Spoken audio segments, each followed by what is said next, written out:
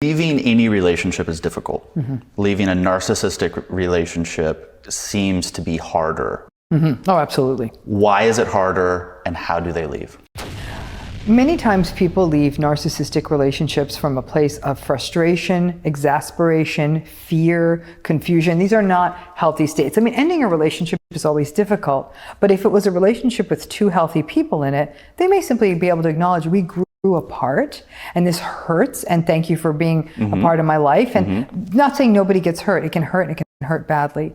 But in a narcissistic relationship, by the time you get to the breakup point, there have been lies, deceit, anger, rage, all kinds of negative situations. It's confusing. Now, a couple of other things happen too. Many times when people leave narcissistic relationships, they've tried everything. They've tried to change the person, which obviously was never going to work.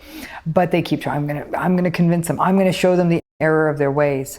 But one of the big fears that keeps people in narcissistic relationships and makes it hard to leave is this idea that the minute they leave the relationship, the narcissist is going to change and be a better person for the next person they date. I hear that all the time. He's going to change, and now he's going to be really great to this next person. I said, why would that happen? They're going to go through exactly what you went through. If anything, you should send them a condolence card now. Right. But and even if they did change for somebody else, they're not changing for you, so who cares? And they're not going to change. And I mean, it's even I know more that, absolute, right, but they're not changing for you. Right. And so, and many times narcissists trade into a new relationship very quickly because relationships are so superficial for them. For the rest of us, leaving a relationship that meant something to us, or even that was just confusing, our roots went deep. So it takes a while before you can reconstitute and enter a new relationship. Narcissists, boom. They've often replaced you by next Saturday night. They'll post it on social media. It's really, really destabilizing for people. So that means, though, that there's a word for it. When people are in narcissistic relationships that end, now all of a sudden the narcissist gets interested again, and now they want to go back to love bombing. So they do something called hoovering. Hoovering. And hoovering is when you suck someone back into a relationship. Baby, I miss you. I didn't realize how good I had it with you. Every time. I really messed up. If I'd known what a gift and an angel you were, I'd be the luckiest. Saying this, it sounds so good. Oh yeah. I would love to be told that. It's everything you ever wanted to hear. So you either have got nerves of steel, or most people fall back down the rabbit hole. And they say, okay, let's talk. And then for a while, the narcissist might even act different. There'll be it's love bombing part 2. Yeah, love bomb 2.0. And so they go through that again, and boom, back to the discard, the cycle starts again. Now, if you do leave them, expect hoovering might happen. It doesn't always, but it might. Expect that you'll probably be traded out really quickly and replaced very quickly, which can hurt. If you leave them, you can also expect, if you're married to them, it's going to get really messy really fast. Messy custody, messy divorce, messy cutting up the assets. They may often do something called enlisting flying monkeys. Flying monkeys are the people who were close to both of you in the relationship, your family, your friends, and they'll start to try to turn all of them against you. Hey, just so you know, you think your sister's such a great gal, she did this, this, and this, and they'll tell them all these lies, and then now these people will start turning against the poor person who left the narcissist. And this flying monkeys phenomenon actually can often re-traumatize a person after they do the hard work of leaving a relationship. It works sometimes, it doesn't work all the time, but they might be able to sort of mobilize friends who were sort of on the fringes of the relationship, people who really know you. That's a bit harder.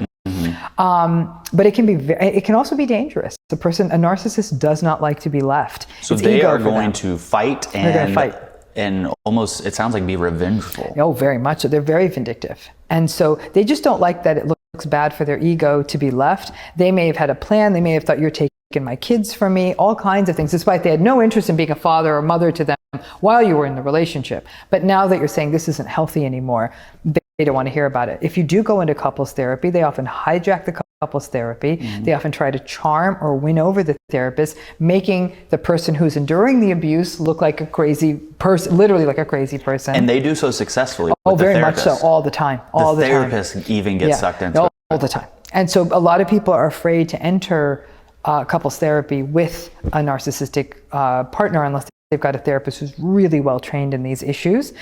And they And so they hijack the systems.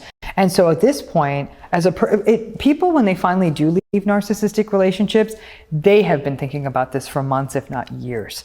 It is a very slow process of trying to extricate from these relationships.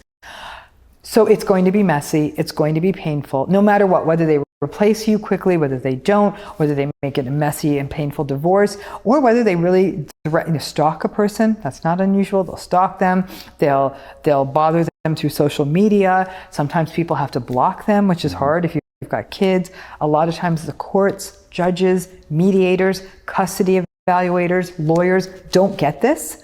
They're like, come on, why can't you come to the table? And I'm like, oh my God, they can't come to the table. This isn't going to work. So we've got a ways to go to educate people. Now, on the flip side, if your narcissist leaves you, of course, my temptation is to throw you a parade and say, you are lucky. You did it. But that's not how people feel. They feel abandoned. They feel like, I've done everything and this person has the nerve to leave me. Is it likely that a narcissist would leave someone? Heck yeah. They replace people all the time. They trade partners. They want someone younger. They trade up. Yeah, they trade up. I would say they trade down because the person they've left is probably usually a solid, loving person. Yeah. But they'll choose someone younger, someone richer, someone they met at work, and they will think nothing of just switching out like that. And so people will feel very hurt. A narcissist typically will not leave a relationship unless they've got someone already waiting in the wings.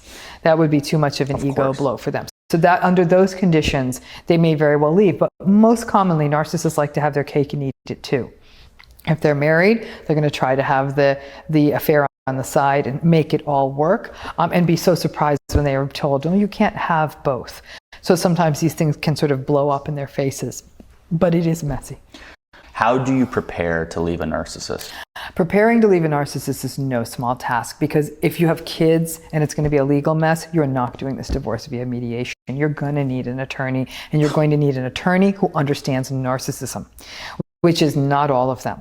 So you have got to do your due diligence. You've got to get all your financials in order. You have got to know what you're dealing with, because if a narcissist senses you're going to leave them, they'll sometimes start spending money, moving assets.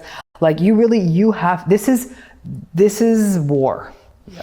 And so, but you can't start screaming and yelling war. You need to very quietly behind the scenes do your preparation, figure out where the money is, who's got what. So if they do start moving and hiding money, you'll be able to at least sort of know what's going on and be able to, get what belongs to you. Yes. In terms of custody, though, that's the most painful. By and large, courts in the United States want to award joint custody.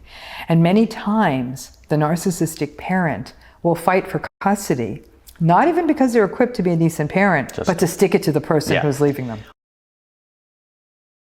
What do you guys think? Has anyone here experienced such type of this relationship before? Please leave your comment below. We would love to hear from you. Thank you for making it this far. If you like this video, you might want to share it with a like-minded friend. Thank you, and as always, stay blessed.